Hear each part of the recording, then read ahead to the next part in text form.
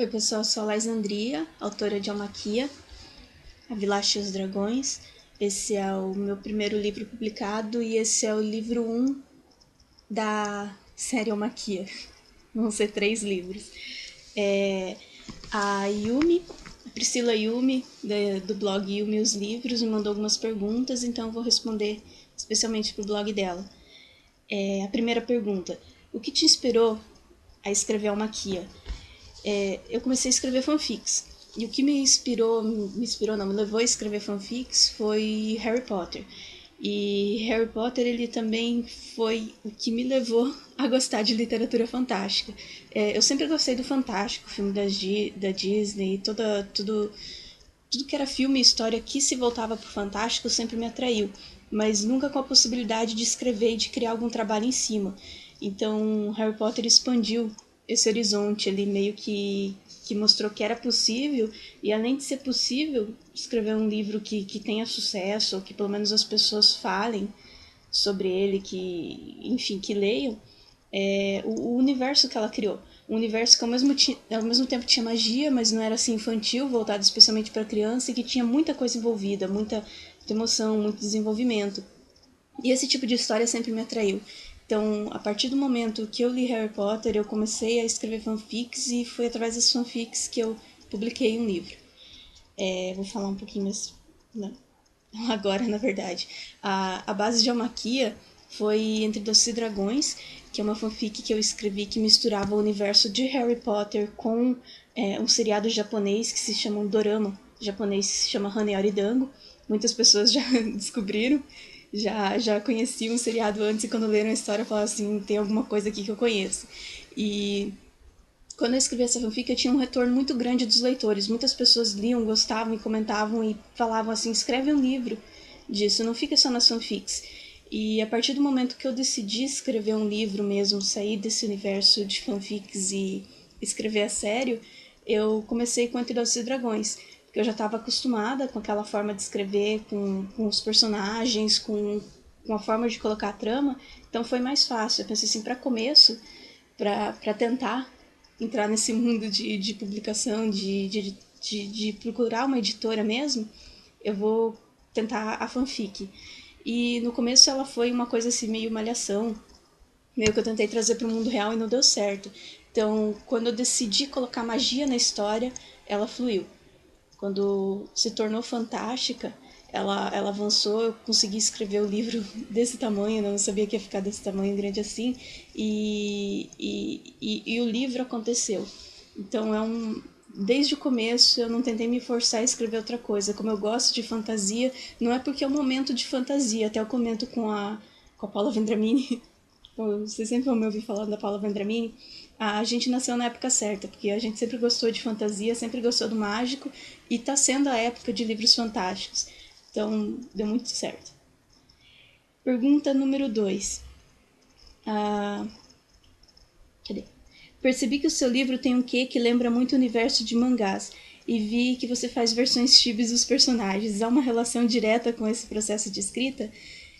Que assim, a gente não escreve numa folha em branco, né? A folha em branco é uma ilusão, porque a gente escreve em cima das nossas referências, todo o universo, toda a nossa bagagem de mundo é o que a gente acaba colocando nas páginas, acaba escrevendo. E a minha bagagem de mundo tem muito de anime e mangá, que foi uma coisa que eu sempre gostei desde pequenininha, eu nem sabia o que era, mas eu gostava muito de animes que passavam na TV. Não era Cavaleiros dos Zodíacos, não era Sailor Moon, porque o canal que passava isso nunca pegou aqui onde eu morava.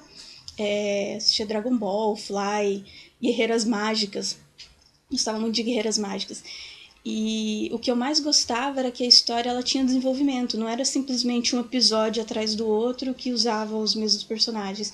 Tinha um começo, meio e fim, às vezes não tinha fim, né? Porque aqui no Brasil, por exemplo, Guerreiras Mágicas eu nunca tinha visto fim até agora com a internet.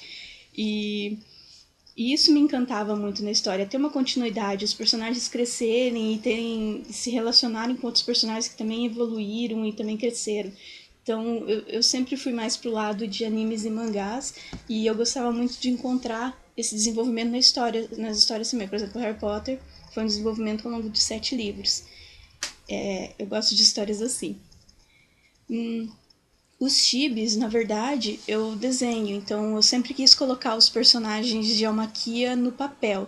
E eu desenho, não é versão chibi, mas o pessoal sempre fala que é versão fofa, que eu consigo fazer os monstrinhos, as coisas aterrorizantes ficarem fofas. Então é o meu jeito de desenho. Mas ultimamente eu não tenho muito tempo para desenhar e não tenho, a minha mão já não funciona mais desenhando e pintando. Então eu deixei essa atividade um pouco de lado, mas eu sempre tive a vontade de colocar eles chibi. E esses dias atrás eu comentando, não lembro o que a Paula a gente estava falando, e me veio a ideia assim, será que não tem na internet alguma coisa para fazer versão chibi dos personagens? Porque quando a gente estava na faculdade tinha as dolls, não sei se vocês vão lembrar das dolls, mas o pessoal fazia um personagem, montava uma bonequinha com a roupa, com o cabelo, com o estilo que queria e usava muito em blog e sites. A gente tinha muitas dolls. A gente fazia dos personagens de fanfics e fazia da gente também a lápis. E eu pensei, vai que tem a Chibi, né? Eu fui procurar e achei logo de cara a Chibi, o Chibi Maker. É o nome que vocês podem colocar no Google, vai aparecer. E, gente, cuidado que vicia. Vicia demais. Todo dia eu lembro de um personagem. Agora eu já tô na fase do livro 3, fazendo os personagens do livro 3. E eu sempre lembro de alguém novo.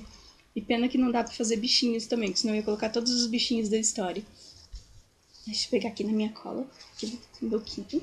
Tá sendo a minha cola das perguntas. E ele apagou. Vamos ver qual que é a próxima.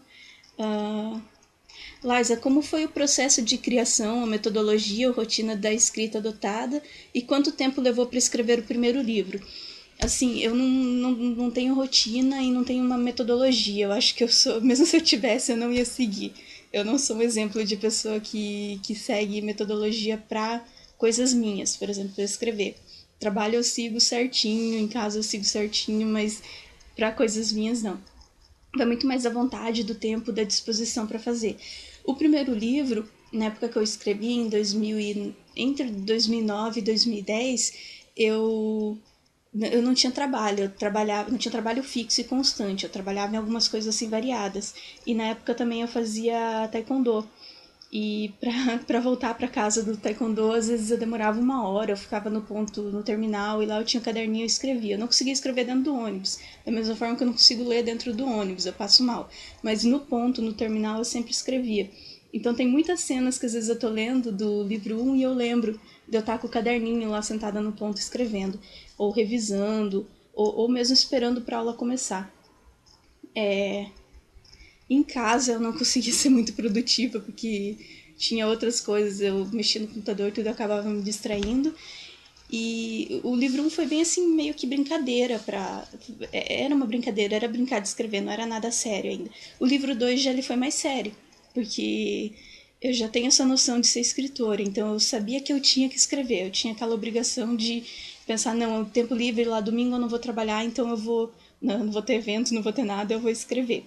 E eu precisei tirar férias para terminar de escrever o livro 2. Não por ele ser. Por eu não conseguir escrever. Eu tinha tempos que eu podia escrever. Mas eu precisava de um tempo para parar. Simplesmente parar e pensar na história para desenrolar. Porque são muitos personagens e muitos contextos. O livro 2 ele apresenta, acho que dá mais ou menos uns 3 níveis de passado. Desde o passado mais recente, do passado um pouco além do recente e aquele muito no passado. E eu precisava juntar tudo isso e colocar de uma forma clara para os leitores, então eu precisava parar e pensar. Foi 1 semana que eu parei, pensei e escrevi o livro inteiro. Eu tinha até o capítulo 8 feito e eu fui até o 24/2. Isso foi em janeiro desse ano. Desde janeiro o livro está pronto e vem pelo processo de revisão. Vem passando pelo processo de revisão. Pergunta 4. Se você pudesse escolher um personagem da série como seu preferido, qual seria e por quê? Kidari. Não tem muito o que pensar sobre ela. Ela sempre foi a minha personagem favorita, porque ela é fofa, ela é verde. E eu me divertia muito escrevendo a parte dela e era meio que um desafio, porque a Kidari, ela entra num mundo totalmente novo e ela não sabe lidar com algumas coisas, então eu tinha que sempre estar pensando nisso. Ela não sabe falar direito. Como que ela vai explicar o que ela está pensando? Como que ela vai colocar isso em palavras, sendo que ela não domina a língua? como que ela vai aprender as coisas, como que ela enxerga o mundo dos Almaquins, sendo que ela é de fora, e ainda o contexto que tem por trás do que ela é, que só vai aparecer no livro 2, que eu não posso falar muito, mas enfim, tudo é novidade para ela. Tudo ela tá aprendendo e ela absorve muita coisa, ela aprende muito rápido.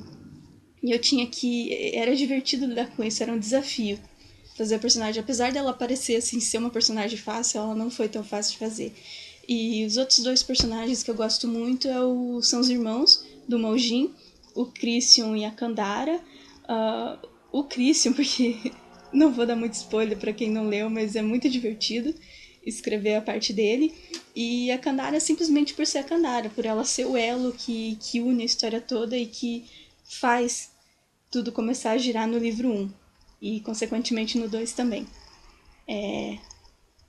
Outra pergunta. 5. Qual foi a parte do livro que te deu mais trabalho para escrever? Só vou dizer uma coisa. Kandara. E quem leu a Maquia vai entender. Quem leu o livro 1, a parte da Kandara foi a mais difícil de escrever. E qual foi a que fluiu mais rápido?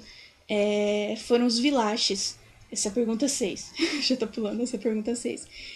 Qual foi o que fluiu mais rápido? Foi escrever sobre os Vilaches, porque os Vilaches, eles são personagens mais livres, eles não têm tanto contexto. Tem um contexto grande, assim, é uma coisa que vai aparecer nos próximos livros, mas eles não têm tantas amarras como são os Almaquins, tanta coisa assim na sociedade, tanta construção de formas de pensar como os Almaquins têm. Eles aprisionaram toda a sociedade de Almaquia no modo de pensar deles. E os Vilaches já não, eles estão de fora disso. Então é muito mais fácil de colocar eles no contexto que eles vivem, de Vilaches. E eles se divertem muito, eles têm essa coisa de serem um povo alegre. Então eu tenho mais liberdade para colocar coisas divertidas, situações em que eles se encontram e cada um fala um monte de coisa ao mesmo tempo e cada um ri do que o outro está falando. Então é muito fácil escrever quando os Vilaches se reúnem. Pergunta 7. O que os seus leitores podem esperar para o segundo livro da série? Pode adiantar alguma coisa? Já tem uma previsão de lançamento? O livro já está pronto, escrito, está na revisão, está com a editora passando pela fase de revisão. A capa também, eu já passei a missão da capa para Marina Ávila. Vamos ver quando ela vai me responder, vamos ver se ela vai conseguir fazer o que eu pedi, porque é uma coisa bem complicada que eu pedi da capa, mas pelo menos dessa vez eu já tinha exatamente a ideia certa do que era para ser a capa, coisa que eu não tinha no livro 1. E sobre a história, vai ter muita coisa que vai acontecer. Assim, espere uma carga de acontecimentos e de implicações muito maiores do que teve no livro 1. O livro 1 é meio que um desenrolar, uma coisa que vai andando e chega num ponto. Agora, no livro 2, tem várias situações acontecendo separadas que se unem para seguir numa direção só. E personagens novos, né? Personagens assim que eles aparecem pela primeira vez na história, mas eles já estavam no contexto da história muito antes, alguns ainda antes do primeiro espirro da garolinha acontecer, eles já estavam envolvidos com toda essa trama de Almaquia. Então, esperem por muitos personagens novos. Eu acho que é isso que eu posso dizer. Deixa eu ver aqui. Ah, sim, eu marquei aqui, tem minha cola também. Que a Garoline vai assumir responsabilidades que até o livro 1 ela ainda não tinha certeza se ela ia fazer ou não. No livro 1 ela ainda fugia de muitas coisas que já estava meio certo que ela ia ser, e agora ela assumiu de verdade. Ela não tem mais como fugir disso. Acabou? Ah, não. 8. Que mensagem você deixaria para os seus leitores ou aqueles que vão ler o livro de Almaquia? É sempre complicado responder essa pergunta, porque essa coisa de ser escritora ainda é muito nova. Para mim, lidar com essa situação de falar para as pessoas, olha, leia meu livro, é legal, é bem complicado. Então eu falo como leitora. E como leitora de Almaquia, leio um livro sem esperar nada dele. Folheiem as páginas, acompanhem a história sem esperar nada mesmo. E depois venham me falar o que vocês acharam, se vocês gostaram ou não. E é isso. terminou as perguntas. Yumi, obrigado pelo espaço no blog, para eu estar aqui respondendo essa entrevista. Obrigado pelas perguntas. Obrigado a todo mundo que assistiu o vídeo até o final, me aguentou aqui falando um pouquinho do meu livro. Pessoas que se interessaram pelo livro, que gostariam de acompanhar a história, vocês podem acompanhar também as novidades pela fanpage do livro, podem me mandar mensagens, tá? Eu sempre respondo. Posso demorar um pouquinho, mas eu respondo. Então, obrigado a todo mundo e tchau!